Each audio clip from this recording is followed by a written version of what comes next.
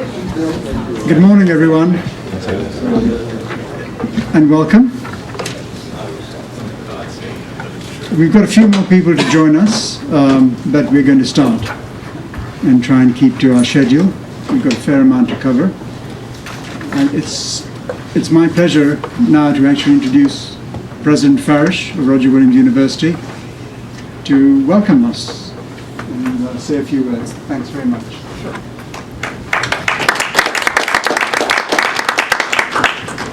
Well, first of all, thanks very much, Hasan, for the invitation. I'm delighted to be welcoming you all here today. And this is a little bit unusual in the sense that there are people here who are obviously from Roger Williams, have been here a very long time, and who might be thinking, well, maybe they should be welcoming me because I've only been here 2 years. And so I'm trying to think about what should I say that half the audience won't just drift away into some kind of other land because they know it all. But I'm just going to have to ask them to be tolerant because I think it is important we talk a little bit about what this university is all about. And we do appreciate the fact that so many of you have come some distance to be with us. The conference itself looks very interesting. I'll be with you tonight for dinner in Newport, and we can talk a bit more informally at that point.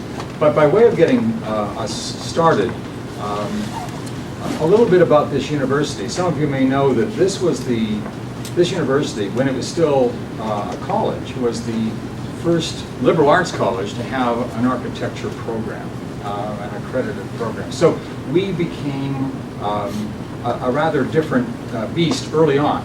Usually architecture programs, unless they're in technology institutes, are part of rather large universities. We obviously are not a large university, just 3,700 undergraduates.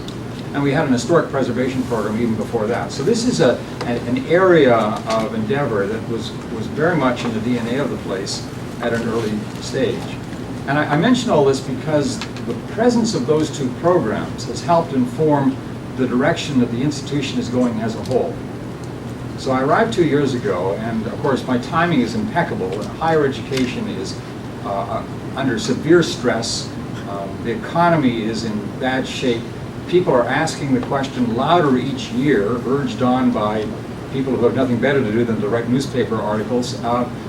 What is the future of higher education? Is it MOOCs? What is going to happen here? How are we going to educate people? We've got this $1 trillion loan debt that now suddenly people have become aware of almost overnight and are panicked by. We're seeing a massive amount of money moving out of the public institutions, with the states no longer supporting them as they once did. The privates have been increasing tuition at a lower rate, but for a longer period of time. And suddenly people are saying, we can't afford this anymore. Everything changed in 2008. It took a little while for the ricochet to take effect, in the sense that people still thought they were wealthy for a little while, but money that they've been pulling out of their homes in order to send their kids to school, that was no longer an option. Welcome here, Jeremy. And we were finding ourselves suddenly confronted by people who were saying it's all about the bottom line. And besides which, we aren't sure anymore, based on what people are saying in the media, that it's even worthwhile getting a college degree. And our greatest fear, parents speaking, is that our child will graduate in debt with no job and come back and live with us. And we're not counting on that. So what is the answer? And as long as this institution was simply seen as a generic private place that is basically indistinguishable from the place next door or the one down the street, it became all about the bottom line. And we were sort of racing to the bottom, throwing people money back again, urging them to come in a kind of an arms race that none of us could afford. And so we said, we can't do that. Let's look at a different model. We came up with something called affordable excellence. And just very briefly, the affordable part is, let's stop raising our price. I mean, let's just stop. We did. So we told people coming in this fall, you're not going to pay any more than the people that came last year. Your tuition is the same. And moreover, it's locked in place for 4 years. So you have predictability. Your price is not going to rise. Your tuition is what it is for the next 4 years. And that's also true for the people that are already here. Their tuition is not going to increase. So the usual situation we got into where people coming back for their second or third year saying, I was able to afford it last year, and now with the increase, I can't afford it anymore. I need more help from the university, we've gotten out of that business altogether, except for people who had some kind of disaster happen to them. So the appeals for more financial aid have basically dried up. If you can afford it in year one, you can afford it in year two. Affordable doesn't mean cheap or free. It just means we're not going to price ourselves or our customers out of the market. So not a unique idea. Other institutions have tried it in one fashion or another, but we've coupled that with the idea, but you're going to get more than you pay for. And so the excellence part of affordable excellence has to do with the idea that we're going to take people out of the classroom and put them in the field in some fashion, so that a certain amount of their theoretical learning is married with practical application. Something we stole, obviously, from architecture and historic preservation, where that kind of work is done routinely, especially in historic preservation. You can't sit in a classroom and do historic preservation. You've got to be in the field. And so what we've ended up doing is, and this was really very much of the urging of our dean. I recognize you. Steve White. Let's think about having this as a campus-wide endeavor.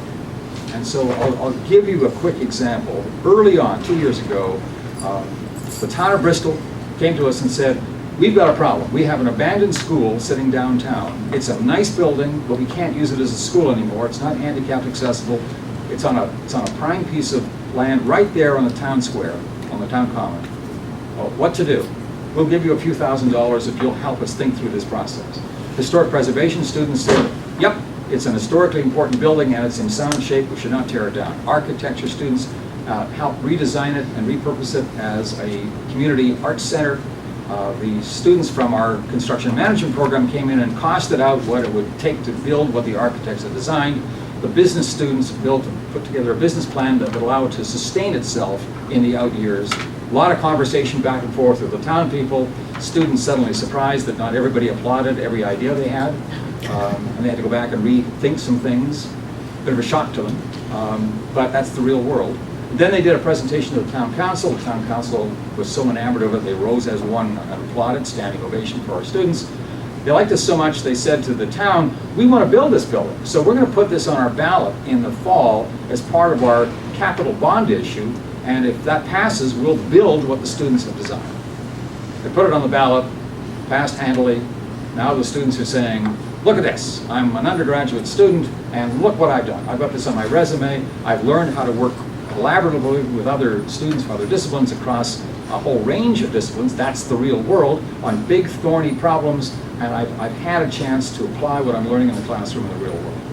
And people that don't normally work together are now working together. So that was sort of a model program. We did a few of them the first year. We got this past year, we're up to about 50 projects, more than 400 students. We've received more than 90 proposals for next year from government entities and nonprofits. It has become the designated way of showing value for the students and the parents about what a Roger Williams education brings them. And we're saying nobody else is doing it quite this way, and nobody else is coupling it with an affordability issue where we've frozen our tuition. So this is, in a nutshell, how it is that we're trying to distinguish ourselves. So how do we test the model? Our freshman to sophomore retention rate is up 10% year to year, which is, we're up to 88%, which is a pretty significant number. The additional students that we weren't planning that were coming back from the class of the admitted class of the previous year weren't in the budget. They're found people. So we have about 70 more students than we'd anticipated returning from that first year class. The value of those students to the bottom line is greater than it would have been if we'd increased our tuition. So we've actually been able to make more money by freezing tuition, which is interestingly paradoxical. The other thing that's happened is that we are nicely over our target for this year. So in a very competitive year, the message we're able to say, this is what we do here. This is a very competitive marketplace, small private institutions in the Northeast. There are more seats than there are bottoms to put in them. And we've had more than our share this year. We actually grew our freshman class by about 100 students over last year. So I can't say it's all cause and effect, but certainly we were messaging this way, and we'll take it apart, but I think that that's what's going on. So it all really relates to the kind of work that you folks do in your own programs.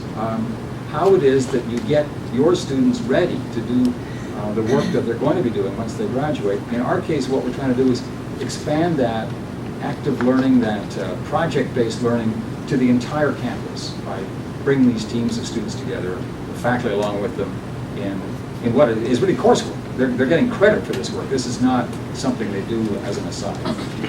So that's a little bit about the university and who we are, and let me introduce my friend and colleague, Steve White. Thanks very much. Thank you. Thank you all for being here. I'd like to give you a few... I have to excuse myself now. I have a vice president waiting for me. I don't know. I do these things. I'll see you tonight. Thanks. I'd like to try to put the gathering in context a little bit by letting you know about the history of the IFP, the International Fellows Program, in relation to the school's evolution. And also to let you know a little bit about what's different about the IFP overall this year. First of all, the International Fellows Program was one of the key elements of reconceiving what had been the School of Architecture when in the late 90s we evolved into the School of Architecture, Art, and Historic Preservation. And Hasan joining the school along with several others, Narman Kura and Luis Carranza, who aren't here right now, and Julian, who are here. We're part of an early group of bringing on new people who had more global perspectives and more complementary perspectives across history, architecture, preservation, and today's subject, memorials. And it was an important idea to gather people from other institutions and many venues around the world, and you may have seen the histories of the gatherings over the years. And to do this in the summer in beautiful surroundings, like we all enjoy here in New England, and particularly in this area. And so that was sort of the founding conception. The International Fellows as a group of people who would come and join the university and think about pressing issues in architecture, art and architectural history and preservation and the arts. In inimitable conversations, as you all know, Hasan is able to steward probably as well as, if not better than almost anybody in the world, to bring that together here to Roger Williams. And so that has always happened, and we all appreciate Hasan very much. I know anyone who knows Hasan feels strongly about him in the way that all those smiles show. Clearly there's always a need to evolve, and one thing that I think Hasan and I both looked forward to was to include students more directly into the process. So this year's International Fellows Program includes the normal 2-day gathering as part of a hybrid course where all of this gathering is part of the course, but then the course will proceed on after all of you fellows go away. But hopefully some of you will remain involved to some degree, orchestrated as ever by the inimitable Mr. Khan. And I think what this does is, again, one thing that, I think we've all heard Hasan talk about conversations, and the conversations are one of the things we all enjoy. I think this is all about collegiality and mentorship. I think we've enjoyed the collegiality in this group among relative peers. We now involve other younger peers, which are our colleagues, and maybe they start out in something of a mentor relation early on, but clearly part of the whole idea of all of this educational endeavor and any of our gatherings is to bring along another generation. So there's about eight students, I believe, that are part of this, who gather with the more senior fellows, and we hope this is a great idea. If it isn't, we can always evolve. But I bet it's probably a great idea. It's hard to find a way that this wouldn't be a very interesting thing. And so as ever, I certainly appreciate the gathering, and I appreciate all of you being here, and those I mentioned joining the school in those times when this sort of dimension was added to what we do here. And so please welcome Hasan Khan. Thank you. Thank you, Steve. Well, we're about to start, I guess. Thank you all for joining us. As you said, this is really a conversation between about 35 people. There will be a few people joining and coming back and forth during the day. And it's to get people to raise a bunch of issues, and hopefully everyone will participate in the conversation as it goes along. You've seen the program. We have a distinguished group of presenters, and I'm just going to say a few words in terms of introducing this the seminar, the round table, as we call it, for others. Ryan, could you just put off all these lights, please? And we just keep the top ones on. Thanks. The people we have are academics, but there's practitioners and a range of other groups of people. As with the international fellows, we do not introduce our speakers. I hate to say this, I'll mention them by name, but there's a bio in each one in your folders, and so I'm hoping that you'll be able to read that and see who they are, and you'll get a chance to meet them. You'll get a chance to meet them during lunch, and you'll get a chance to meet them this evening when we go to the Newport mansions, and it should be hopefully a good 2 days, day and a half really. I would like to just, before we start, I really would like to thank Steve. Because he supported this program. Somehow manages to find the funds somewhere, etc. But he's been supporting this program. He's been terrific.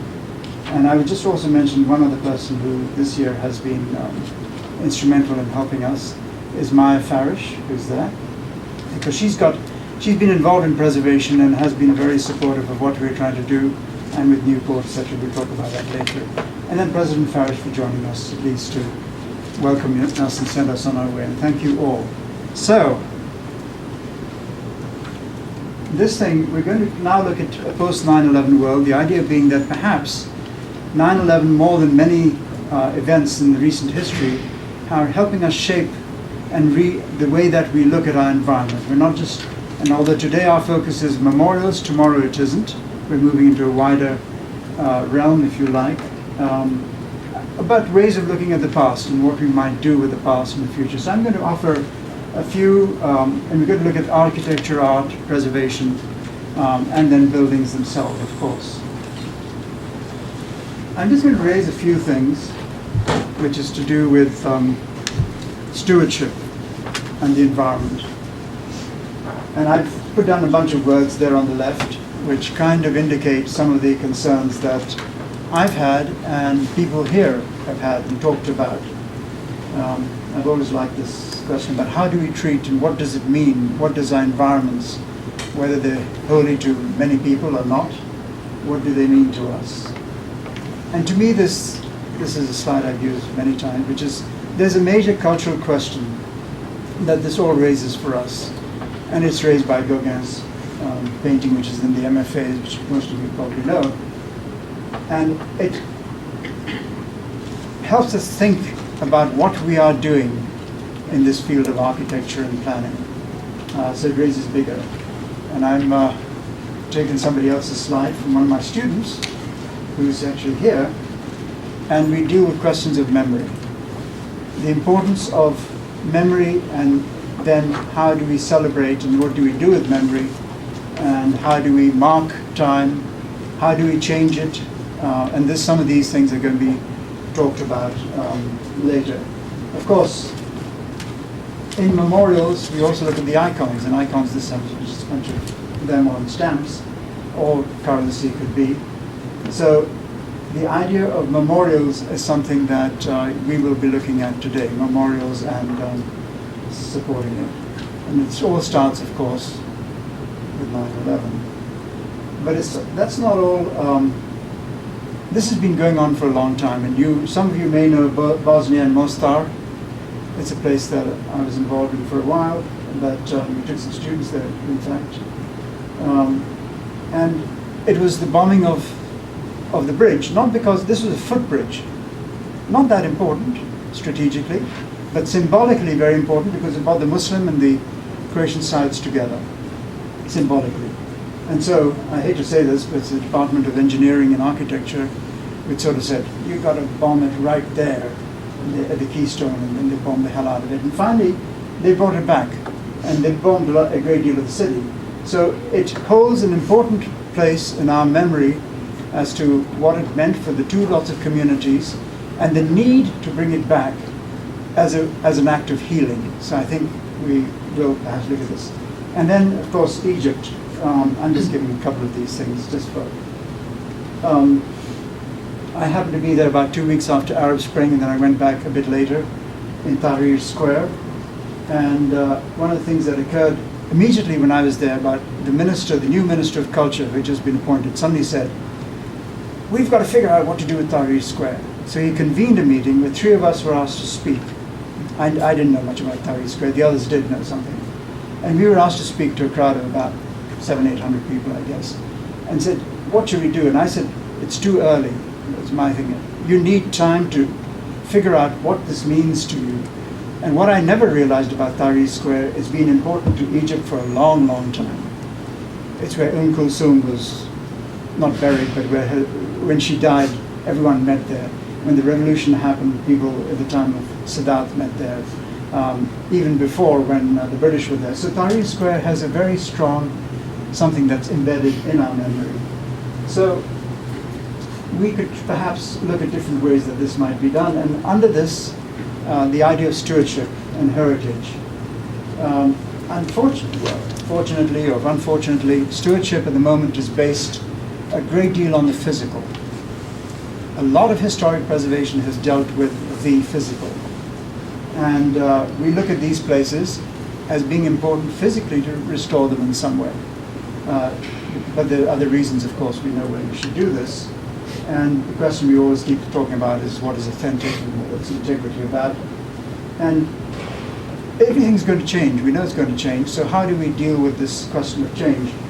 I've always liked these. That happens to be the real thing, and that's Las Vegas, as you probably know. But the question of change and how do you deal with modernization is something that we deal with in the past. And it all depends on, I believe, the questions of value. What do we value and how do we value it? And then the other thing that's become important in the last maybe decade, maybe less, is this question of intangible heritage. It's the stories, it's the other events that happen. And so nowadays with the UNESCO and all their lists and all the rest of it, with their new World Heritage Sites, it was based on tangible heritage at one time, but now the intangible has become very important. So storytelling, if you like, in a way. And that's something worth thinking about. And this happens to be Julian's partner, Christoph Rajitsko, where stories of people, this is the border crossing, right? That's the one, that's the famous one, but, where people are telling the story of the trauma between in the South. But he's done a bunch of things of this sort. So I would just talk about 3 ways that I think have been useful to me to reading the general landscape. One is that it's a place of being, and it deals with continuity with the past. So we remember our traditions, whether to do with building traditions, or whether to do with some strange thing called feng shui in this case. That the hole in that building is not because of an architectural wish to have a hole in the building. That's happened in Florida too, but it's good feng shui, so it can allow people through it. So the ideas of what we look at. The second piece is what I would call a place of forgetting, rupture with the past. And I'm afraid we, as architects and others, have really forgotten the lessons of what the vernacular had. And we've had sort of bigger is better, rapid growth, and haven't thought enough about what does this mean to us and where are we going with it. And I think that's something worth thinking about. The idea of rupture with the past is something that I look.